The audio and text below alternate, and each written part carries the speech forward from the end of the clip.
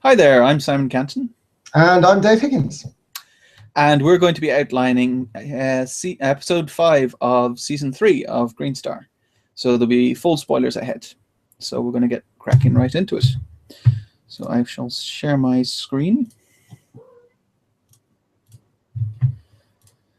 So I had the usual kind of catch up with what happened last time. So in episode 4, people started going back to the clearing. They just kind of got to a point where they were going, no, I need to find out what the rest of the crew are doing. So I said, okay, fine. Yeah. It makes my job easier. They don't have to go and find them. They can just turn up. So Paul was more running for the clearing without Philippe. Philippe can teleport, though, so presumably he can just get away from the robots that Paul left him to die with. Raina is riding for the clearing. Josie, Elijah, Doc, and Topic obviously are all together still. Raina is heading to warn Josie. Ballet has offended Angel. Connor, we said, is going to be a separate thing that'll be for mailing list subscribers. Paul is heading to warn Josie in a way. He's also heading to run away. And Mark is having fun as a tramp, and Gina is heading to warn Josie. So previously on, Josie found Elijah and confirmed they need the hyperspace gun. Raina is riding blah, blah, blah, blah, blah. We said that already. Topic says he hopes the crew are dead because it would be much easier to try to transport a few of them rather than a lot of them. This is kind of the same joke again, where he then says he's happy to see her, but, you know, maybe recycling jokes. I don't know. Is it actually the same joke as the start of the previous episode? Yeah, it is a bit. The alternative, of course, is that we do the opposite joke. Topic says he really, really hopes the crew are okay, and then he goes, "Yeah, pity you're not dead," or something like that, and we know that he doesn't really mean it. Or we could, I mean, we're talking about Topic's transformation for the season would be that he becomes to realize that he's likes being human more. So we could just skip the joke altogether. He says he really hopes the crew aren't dead, and then when they turn up, he kind of gives them a hug. Is that a bit fast? I don't know.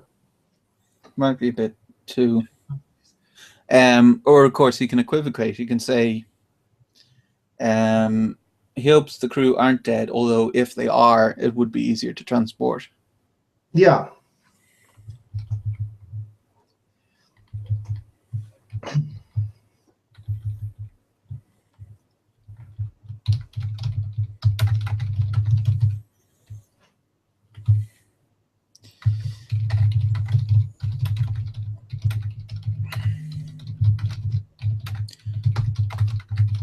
Could say that they're kind of like pets. They've grown on him. Josie has the human detector in her hand as they walk back to the clearing. She says it must be broken because everyone but Doc and Ballet, or Mark and Ballet, I mean, sorry, it's pointing straight ahead.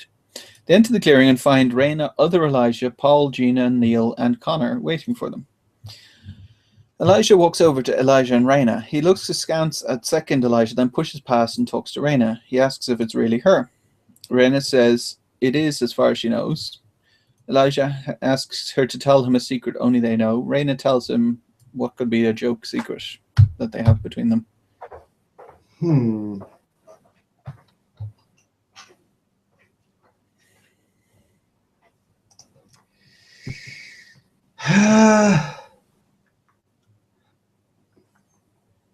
I think this brings to mind that they did, it was a little bit odd, was cleaning grout, but yeah, they could say something related, like we'll scrub some gutters when we get back, or something like that. Yeah.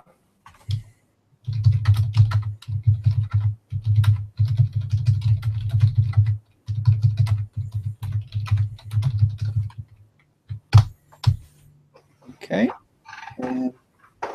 Elijah hugs Raina and says he thought she was dead. Raina is confused and asks what's going on. How can there be two Elijahs?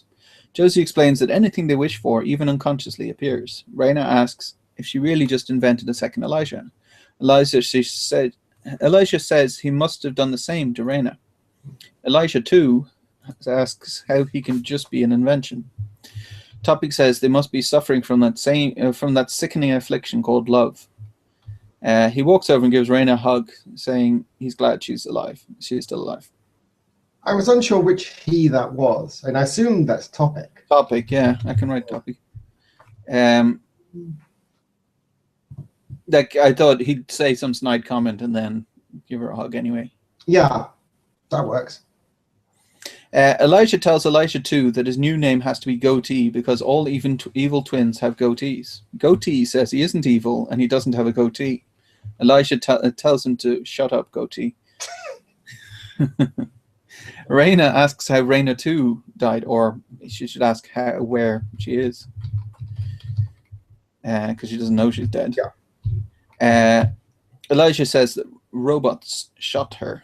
Yep. Paul says that robots attacked him too. They got Philippe. Philippe walks out from behind a tree and says no, they didn't. Philippe reminds Paul that he can teleport, although he is limping now. It's kind of teleporting. I mean, it's is there like a ghostly version of teleporting? Apportation. Yeah. Well, apportation's objects. Is it teleporting, or is it that once he goes off screen, he can come on again? That's a bit about it. Then sort of Felipe could get trapped somewhere, and he's trapped for the scene. Because he didn't disappear when the guards grabbed him and dragged him off. He just went out of the room and then he came out again from under the bed. So it's more, once Paul isn't looking, he can appear somewhere else. So Felipe reminds Paul that he can appear anywhere near Paul anytime he likes. That kind of gives us a limitation as well, that he has to appear near Paul. Yeah. Although he is limping now. That would be Philippe. Yeah. Philippe is limping now. The rest of the ex-crew members join them, walking out from behind trees, presumably. Yeah. Gina says she saw the same robots in a huge city. The robots have built a factory to make more of them. Josie says they need to find the rest of the crew and then the hyperspace gun so they can get out of there. Paul asks who's missing. Josie says Mark and Ballet. Paul makes a substitute Mark and Ballet, then says he found them and they can leave. Sorry, I'm laughing at my own joke. That was quite amusing. Josie checks the human detector and says, nice try. So the human detector it points to the actual correct people. Yeah. Raina says that if they split up, they can find the others faster and get out of there. Josie is skeptical. Raina says otherwise there'll be 30 of them tramping through the forest getting attention because there's monsters and robots and stuff. Yeah. Better off going in groups of 5 or so. Josie agrees. She says that Raina, Doc, Wallaby, Elijah, Topic, and Anik are to find Mark. Then Josie, Seth, Connor, Paul, Gina, and Fluffy are to find Ballet. They'll meet back in the clearing in 12 hours no matter what. Everyone agrees. Josie looks at the other ex-crew members along with Neil. She creates a bunker in the clearing and tells them to go inside it. Then she leads her small group off in the direction of Ballet. Ballet finds Angel sitting on the veranda at the top of the building looking out over the forest. He says sorry that the album and that the album is very moving. Angel says she's been waiting to make that album her whole adult life, but he's right, it's depressing. Ballet says sometimes people want to be depressed. Angel says that isn't what she wants to do to people. She wants to lift them up, but she doesn't know if she has it in her. Ballet says that maybe she needs to try again. Angel asks if she should spend another decade coming up with a new concept. Ballet says that maybe she should try taking a little less time and go with what feels right. It'll probably be fine. Angel becomes determined and says she'll do it. So Ballet's kind of being an optimism officer for a moment there. Kind of fit in. Mark and Paddy are running for the police in a new town. They hop on a train and rattle away. They talk for a while. What about? They could talk about the life of a tramp and meaning of life kind of thing. Well, and Paddy was very unethical in the previous episode. Yeah, he kind of ended up that way. He's shockingly dodgy, whereas Mark isn't. So they could talk about, Mark could ask, don't you ever think about other people?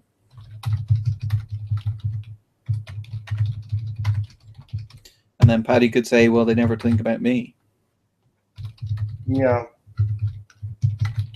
So what I'm thinking is that Paddy is a lot like Paul. Yeah, but not quite as stupid. Well, not as stupid, no, but he's very mercenary. It's an interesting parallel. Oh, and Mark invented him. So does Mark essentially want a Paul in his life to make him feel good or something? But or maybe well, Paul represents running away from things, really. Because Paul is not. Paul has no ethics, so he just does whatever he needs to survive. So it's kind of like a war between Mark's better nature. Mark started the season being an utter coward, and then as the series has gone on, he's become more competent. Yeah, less likely to just bug out at the first opportunity.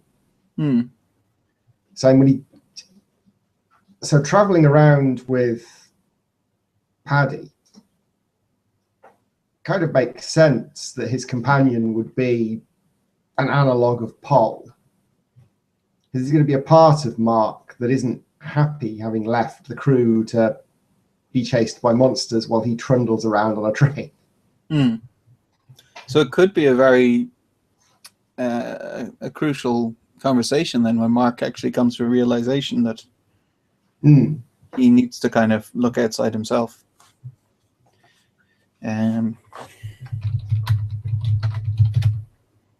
What was her name? Dolores did.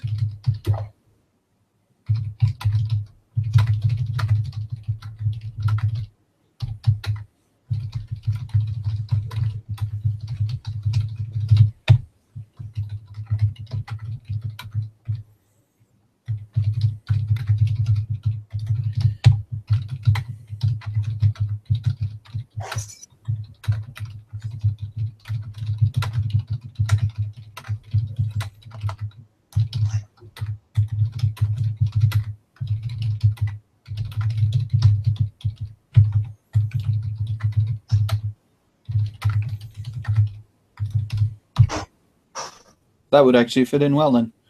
Yeah. So, so Mark says Dolores did. He's sure other people too. People aren't all self-centered. Mark says they're suckers. Paddy says they're suckers. Mark says they aren't. Not everyone who cares about others is a sucker. Take Josie, for instance. Paddy asks who Josie is. Then Mark looks out and recognizes the forest they're going by. He hops off the train and Paddy follows. Paddy asks where Mark is going. Mark says, well, that doesn't make sense anymore.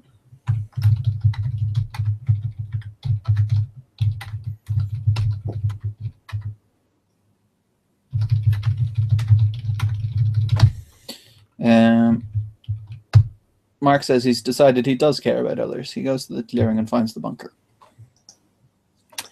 Raina, Doc, Wallaby, Elijah, Topic, and Anik. Raina is following the detector to find Mark, but his position keeps changing, which now makes sense if he's kind of wishing that he was back at the clearing, getting there, basically. They decide to pick a point and then fine-tune it when they get closer. They walk through a peaceful field in an idyllic summer land. When they come to a town, a cop stops them and interrogates them. He tells them to turn around. There's a deep crump sound and the cop turns white. He says the rebels must be attacking. Raina and the others are confused. The cop says they need to tell the boys in blue. He raises his hand and uses a handy talk. So Mark has basically blended like Civil War America with 50s America with modern time. Elijah comments that this country has some confusing technology levels. The cop says that the boys in blue are on their way, but it will take them an hour. Will Raina and the others help him defend the town? Raina says they will, figuring she can just imagine something to defeat whoever these rebels are. The cop leads them through the town past scared people to a hilltop, and they see the rebels. An army of 1,000 bots is advancing across the land, destroying everything in their path. Ren and the others dream up some weapons. What things could be fun? So, Doc and Wallaby obviously have their minigun and seed launcher thing. Yeah. I figured we could come up with some new fun things. Yeah, what's... So, if there's hundreds of bots, would something that makes them go crazy and attack each other, for instance, be interesting? Magnetism? Like in Futurama, that makes them go crazy. Well, I was thinking it's separate thing, maybe. I hadn't actually thought of it. Yeah. But no, it's sort of like, I just brainstorming thoughts. What way? It's like, go crazy and attack each other, stick them together. What else? Like if they had a gun that shot a lot of little magnets that were really powerful, so then they were stuck together, they would have to be like a three-legged race kind of thing. Because it fires those rare earth magnets.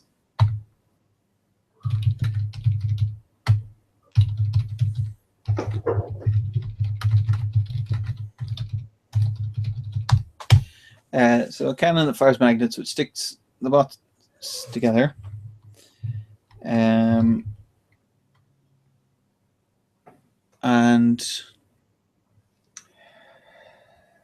Elijah's with them. He could create a computer virus. Yeah. Which could then make them go crazy and attack one another. So if Elijah says, I can make a computer virus with my, because he's got his implants. Yeah. So he says, I can make a computer virus with my implants if you give me time. So just hold them off and I'll be able to make them self-destruct.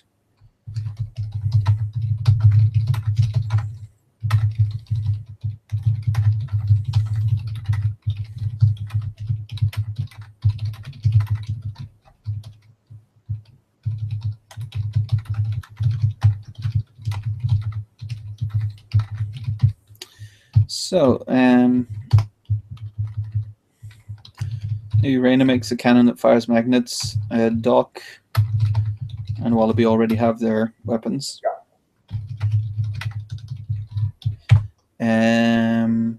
Topic and Anik. Topic presumably could come up with something quite clever against AI targets.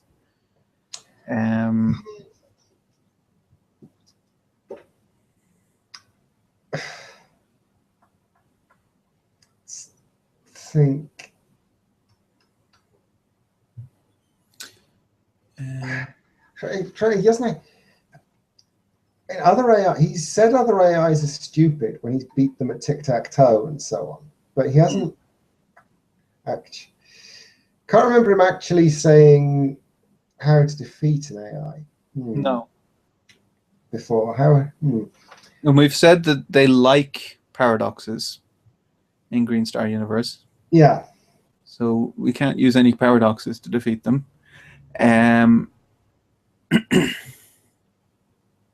Oh, you know what Topic would do? Create a lot of humans and just keep the bots preoccupied by just killing humans. that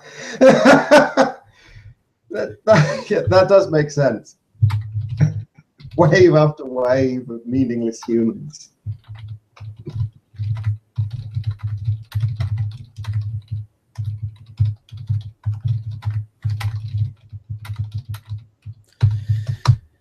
And Anik says meaningless drivel. Meaningless, yeah.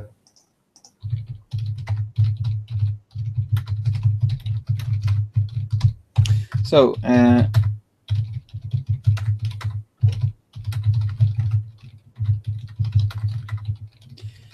Elijah completes his virus and the bots attack one another. So then, the cop says the armies have been getting stronger each time. Raina checks the human detector and sees Mark is back the way they came from. Josie and the others are walking through the forest. Josie thinks the trees seem to be growing closer together. She looks back and sees they're closer in that direction too. The trees start reaching for the group with their branches.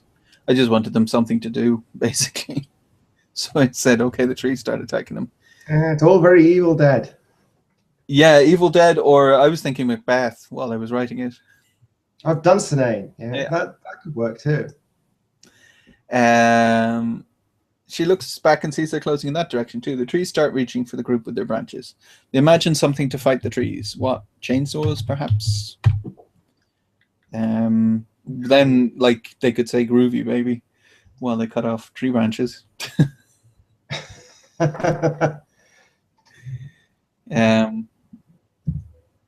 Or they could just imagine a chainsaw and the brand of the chainsaw is groovy.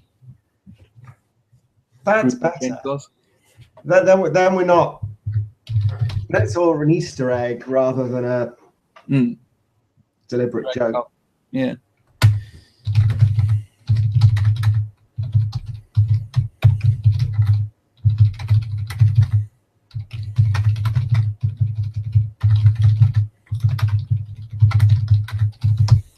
I'm just thinking this may have been influenced by the fact that I'm chopping down trees in the back garden.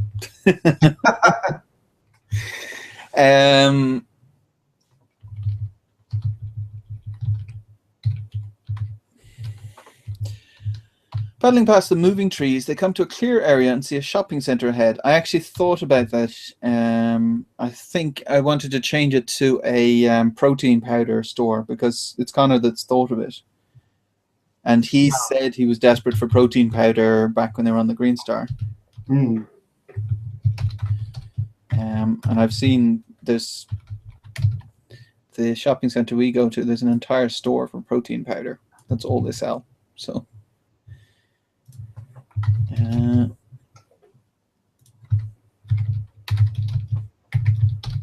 And they see a protein powder store ahead. There are people on the roof battling a horde of robots attacking. Josie asks, who imagined that? Connor says sorry, he imagined the protein powder store along with the staff a while back. He didn't come up with the robots though. Josie considers bypassing the store, but then looks at Seth. The people in the land of Nod seem real, even if they're coming up with them, if they're inventing them, is what I mean.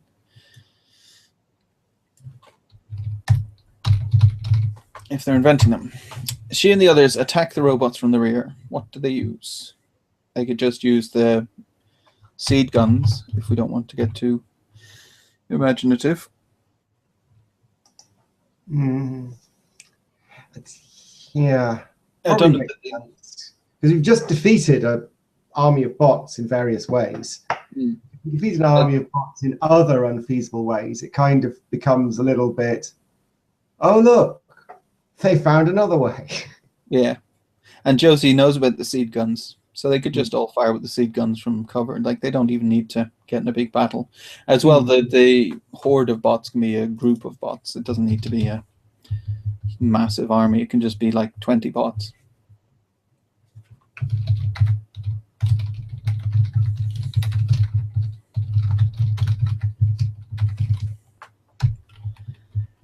After wiping out the bots, they rescue the staff for the store. Connor then goes on a shopping spree, a protein spree. Yeah. Baule is listening to different versions of Angel's concept album, a montage of different albums. They start depressing and slowly get more happy until one is uplifting. Depressing, the black void of death. Sad, people losing their loved ones and moving on. Bland, a history of toast. Happy, a land of puppies and kittens. Uplifting, a combination of death and rebirth. So I wasn't sure about those. We can come up with better ones, I guess. So depressing. I was thinking it has to be one better than the end of the universe, but still dark. Yeah. So the black void of death was what I came up with. And then sad, people losing their loved ones and moving on, is still related to death. Ballet could even say, enough with all the death. Yeah. Bland, a history of toast.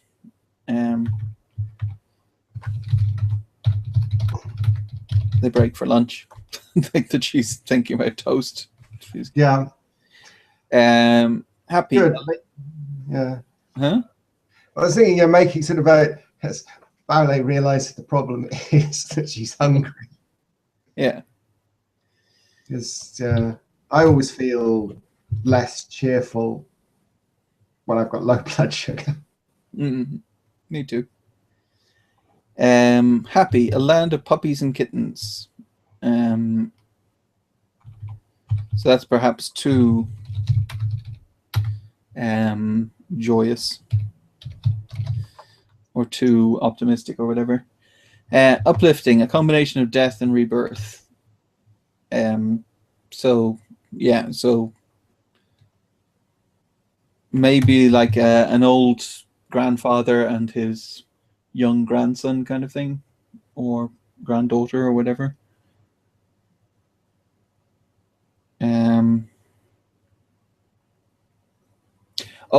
What might be interesting is a grandfather planting a tree with his grandson, a tree which he himself won't see grow up, but his grandson will. Would that be interesting? Yeah. That's intriguing.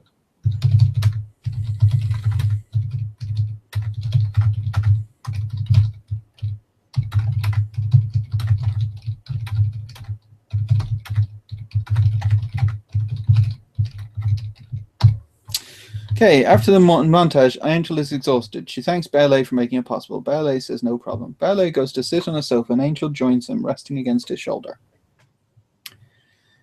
Raina and the others come across another battle in progress. Soldiers dressed in blue are battling grey robots. The boys in blue defeat the grey robots through a brave charge. So I'm figuring the battle is just about over when they get there, so they don't have to intervene and get in another battle. Rain and the others go to meet the general. The general name, I was wondering if we wanted to give him a American Civil War name or if we just wanted to give him some random name. American Civil War name would be funny. Stonewall Jackson.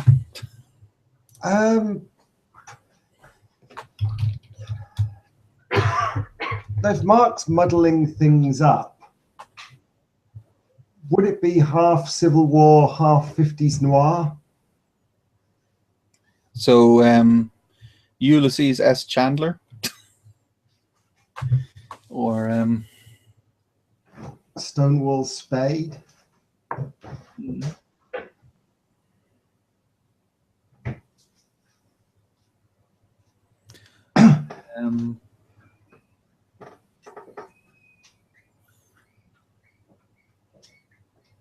Yeah, not sure.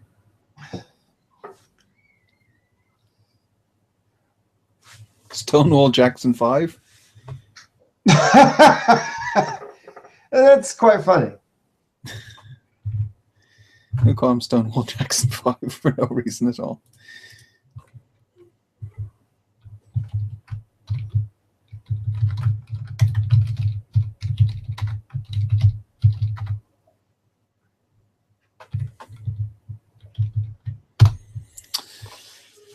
Or Stonewall Jackson the 5th, I guess. Says they're in for dark days, but we don't need to, we don't have to say his name, so we can just be Stonewall Jackson and the number 5. Says they're in for dark days. The Greys grow stronger every day. Doc imagines a whole array of anti-robot weapons for his army, like the seed guns. Rain and the others walk on, but Doc says if they escape, what will happen to the people in Nod? Draina says she doesn't know. They created them for their minds, so maybe it will just cease to exist. She asks Anik. Anik doesn't know, but gives a cryptic answer, as usual. The topic says if they haven't figured out how she is, asks if they haven't figured out who she is yet. Raina says she hasn't. So I figured topic has kind of finally realized who Anik is. Yeah.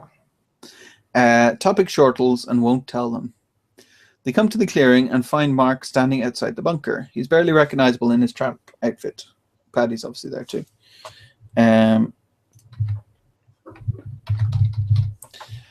Raina says they all just have to wait for Josie.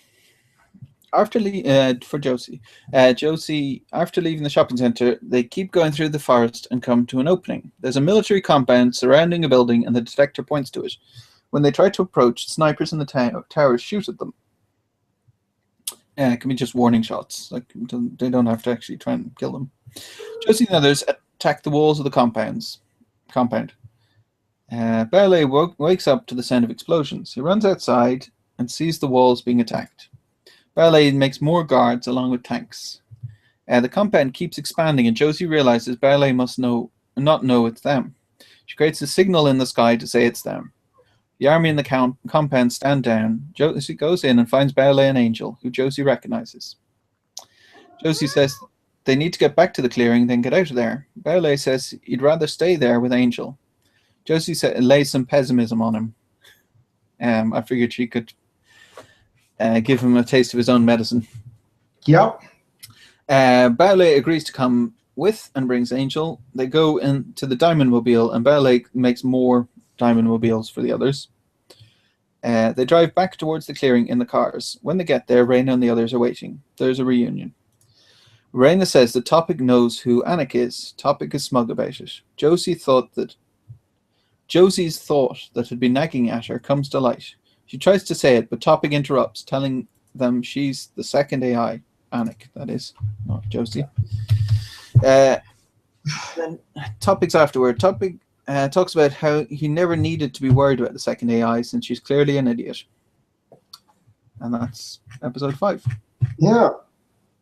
I think we got enough there to keep going for an episode. Yeah, looks like it. That came together very fast. Yeah. Obviously, we're brilliant today. So for episode 6, we've now got everyone in the same place. I might as well. GS3E6. So we can kind of just do a few rough ideas before we break. So the robot army is obviously growing, and they want to go after the hyperspace gun.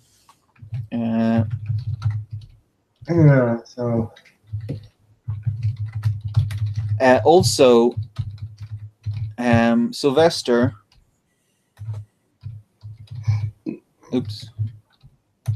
Sylvester has a human detector, but he's afraid to go back to the president. But eventually, so he's either going to have to go back to the president and say, in which case they can go straight for Josie, or hide in the forest and try and come up with some way that he can use the human detector to wipe out some humans so he's not in trouble. Yeah. Was his human detector the one without the settings on? No, it has the settings, I think. It does have settings, yeah. I think so. I can double check. Let's see, what episode was that? 3, maybe? 2 or 3. We'll try 2 first, I guess.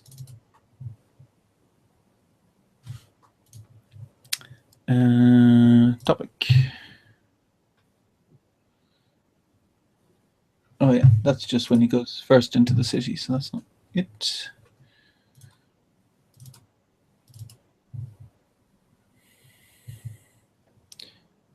Topic.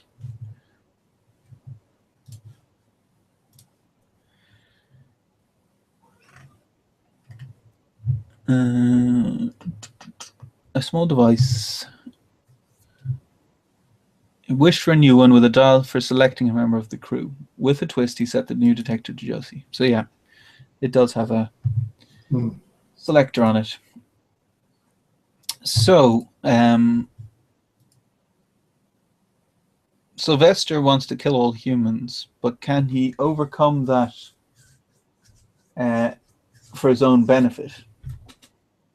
Like, could he figure out that the land of Nod isn't real and therefore want to escape into real space? We also have the thing about Oddly coming in as well. But I think she can either well, we don't necessarily need to have her come in at all, of course. There's not anything we've set up from before.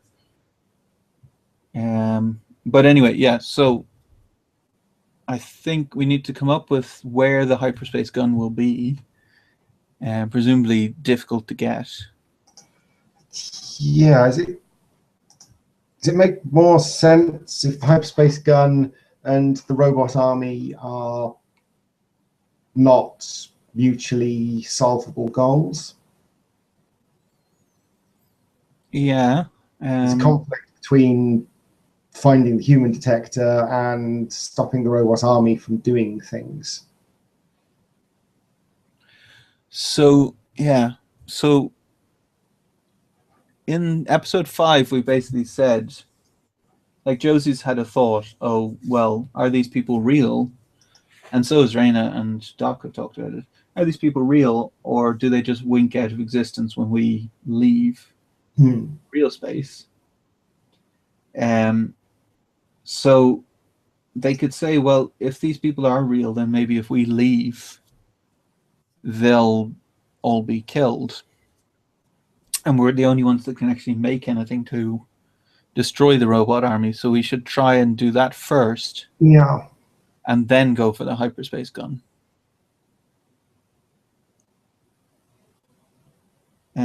Or should they try and recover the hyperspace gun first, and then when they're about to leave, go, well, we can't leave these people to die. I think there needs to be more of a threat from the robot army, actually, really. At the moment, they've kind of been defeated even by the boys in blue. So, like, the robot army could come up with greater threats to the forest. Like, at the moment, they're just marching bots, but they could create vehicles. They could create flying vehicles or something. I'm not really sure where the next best thing is to where could the hyperspace gun be destroyed in some way, or could the robots figure out that it's important somehow, in which case they would go and capture it, and then, like, we make the goals mutually inclusive. But yeah,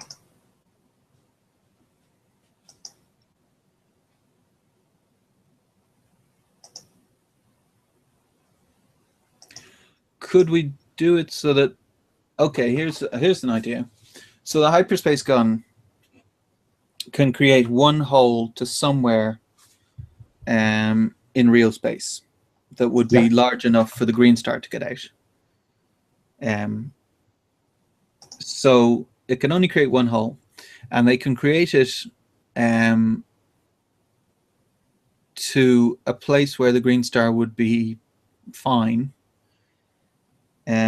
Or they can create it to they can use it to destroy the robot city, and then it's just a matter of clearing up the robots that are left. That it can make a hole large enough that would be the same size as the robot city, more or less, or to be big enough for the Greenstar. But if they make it where the robot city is, it's going to come out somewhere like the middle of a sun or something that the Greenstar can't possibly use, which should trap them. Yeah. And that will wear out the power supply on the hyperspace gun or something, leaving them trapped there.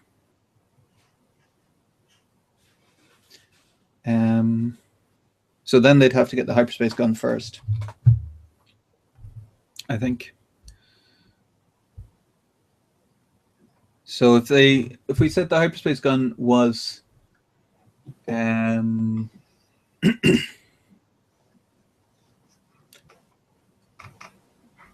so presumably it was near the portal. I mean, they were on the same deck. If we're saying things are relatively the same, kind of. Yeah, it was sucked through. So it would travel a little distance.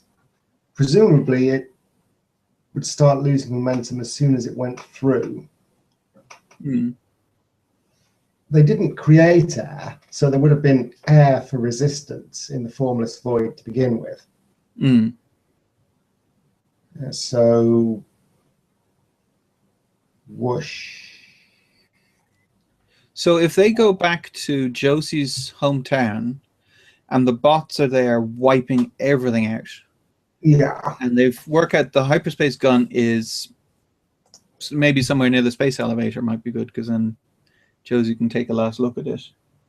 So it's near the space elevator, but the bots are just everywhere, like ants on a picnic. So they say, okay, well, we need to either, maybe they could say, well, there's so many that we can't possibly fight them. If we get their attention, we're going to be killed. They've dealt with, you know, a couple of thousand before, but now there's like 100,000 bots, so they have to sneak through. Maybe might be more interesting than constantly having big battles with the bots. Yeah.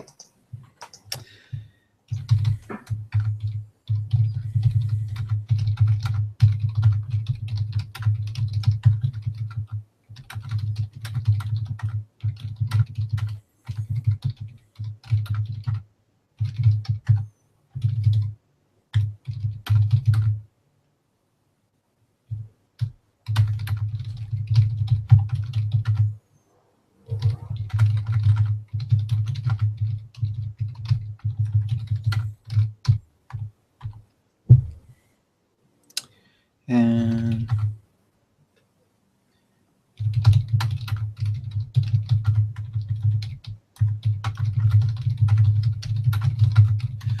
yeah, so then there's that, and then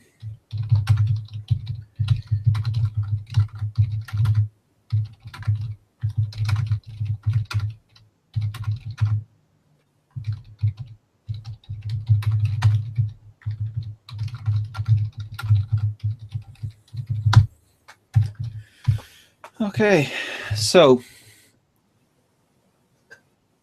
yeah, so then the plot of episode 6 is basically them sneaking into the town past all the bots to try and get the hyperspace gun, and then getting back to the forest.